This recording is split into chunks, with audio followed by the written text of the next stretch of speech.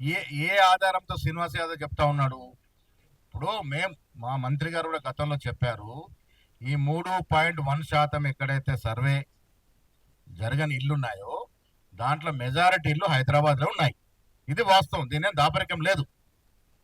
ఆ 3.1% అంటే దాదాపు కొన్ని లక్షల ఇల్లు ఏవైతే ఉన్నాయో హైదరాబాద్లో ఉన్నాయి. కొన్ని ఉద్దేశపూర్వక కొంత చేయలేదు. ఇలా కేసీఆర్, కేటీఆర్, హరీష్ రావు వివరాలు ఇవ్వలేదు. కవిత గారు మాత్రమే ఇచ్చినట్టు మాకు సమాచారం. అట్లా చెప్తూ పోతే చాలా ఇల్లు ఇవ్వలేదు. శ్రీనివాస్ యాదవ్ గారు ఇచ్చినారో ఇవ్వరో తెలియలేదు.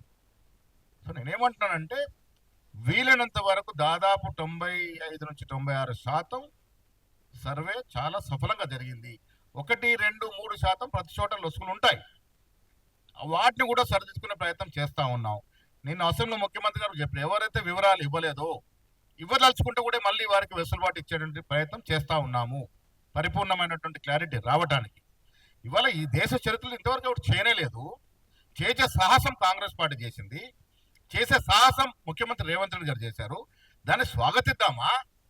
అరే ఇంతవరకు ఎవరు చేయలేనటువంటి గొప్ప కార్యక్రమాన్ని చేస్తే చేయనలు వదిలేసి గాలికి ఏళ్ల తరబడి మనం అణచివేసి వారి రాజకీయాల అవసరం కోసం మన కులాల్ని వాడుకున్న వ్యక్తుల్ని వదిలేసి చేసిన వాడి మీద నిందలేస్తామంటే ఇదెక్కడ న్యాయమని అడుగుతా ఉన్నాను.